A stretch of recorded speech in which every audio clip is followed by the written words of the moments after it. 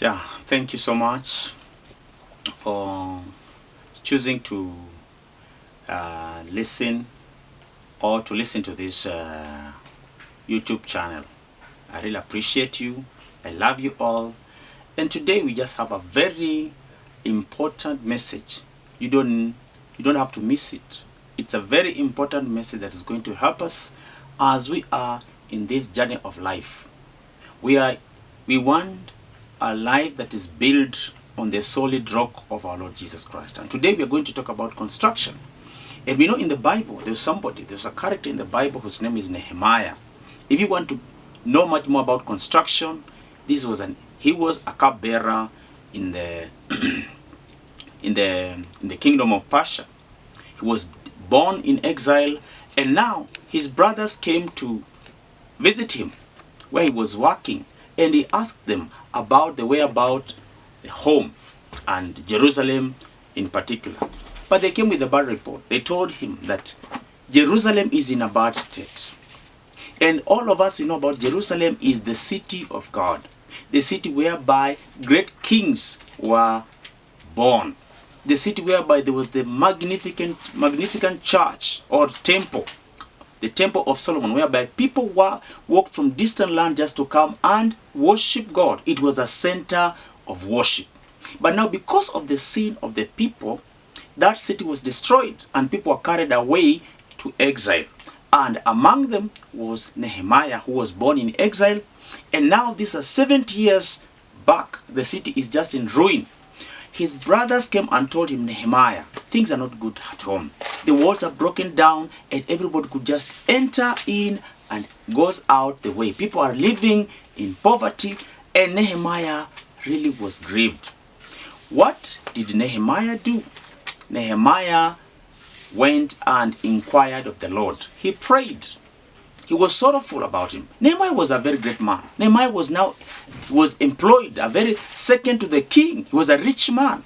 And remember now, this is a time whereby Nehemiah was doing very well. He was employed, he was doing very well, but he heard about the whereabouts of his people at home, and he decided, no, I cannot just stay and see my people die. I don't know. How about you? How about when you hear about your people, the way they are in your village? You can just picture your village people who are the way they are. You see, when people come with a report that your people are really living in poverty. But with Nehemiah, he decided, I'm going to do something. And his face was disfigured, and he went to the king, and the king asked him, why are you so sad? And he said, how can I be happy when the city of my forefathers is staying in ruin? I don't know. How can you be happy when things are not good at home? And I want us to read in Nehemiah chapter 4 and verses 6. The Bible says, so we built the wall, and all the wall was joined together to half its height, for the people had a mind to work. So Nehemiah mobilized people. He said, now we are going to mobilize people. With the king's command, he was given resources to go and rebuild the wall that was broken down, the wall that has been in ruin for 70 good years, so that he can go back and rebuild that wall. Now he mobilized people, and the Bible is very specific, telling us that, so we built the wall, and all the wall was joined together to half its height. Now they started the work very well. People had a mind to work. They were working with zeal. They were eager. They were working very well. But when it reached halfway, there the problem began. You need to understand, anything you do, when it reaches halfway, there will always be a problem. Whether in life, whether in marriage, whether in school, anywhere you go. You find when students go back to school from 1, it's just well, but when they reach Form 2, Form 3, things change. In marriage or in life, you find when people reach at 35, 40 years, that we have something that is called midlife crisis. The crisis comes in. When they reach 40, you find they are in that panic mood. You see, those are some of the things that are happening now. The work had begun very well, and half its height, they were now really going through difficulties. But here, remember, this is what happened in verse 7. But when Sanballat and Tobias and the Arabs and the Ammonites and the Ashdodites heard that the repairing of the walls of Jerusalem was going forward, and that the breaches were beginning to be closed, they were very angry, and they all plotted together to come and fight against Jerusalem, and to cause confusion in it. And we prayed to our God and set a guard as a protection against them day and night. Remember, these are nations. These are nations, they're people of influence coming together and joining forces to come and counterattack the work that the Lord has put in place. But remember, for 70 good years, the enemy had no problem when they were in exile. But when they embarked back to do the construction of the faith, the construction on doing the God's work, that's when they joined forces to come and counter-attack. I'm telling and reminding somebody, when you're doing your own business, when you're just doing your own work, the enemy has no problem with that. The enemy will never say anything. But the moment you begin now constructing your faith, you remember, the moment you get born again, that's whereby you're going to counter-attack the enemy. You're going to face the enemy head on. The enemy now says, this is what is going to be rebuilt. And I believe that there's so many people, there's so many things that have been ruined in your family, in your home. But the enemy will never give you a chance to go and rebuild what God wants you to do. Because now here the enemy came in.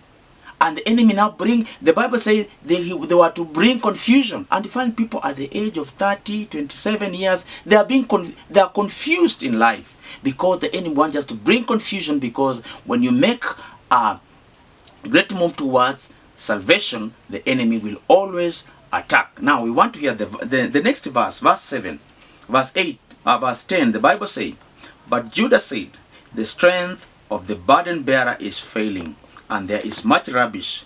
We are not able to work on the wall.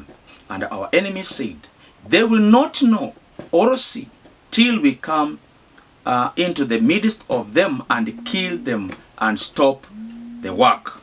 One of the things we need to understand, now here is the burden bearer. Judah, the Bible says these are the burden bearer. These are the people who are in front line. These are the people who are working hard. But now, because of the presence and the ever-presence of the enemy, now they were to back off.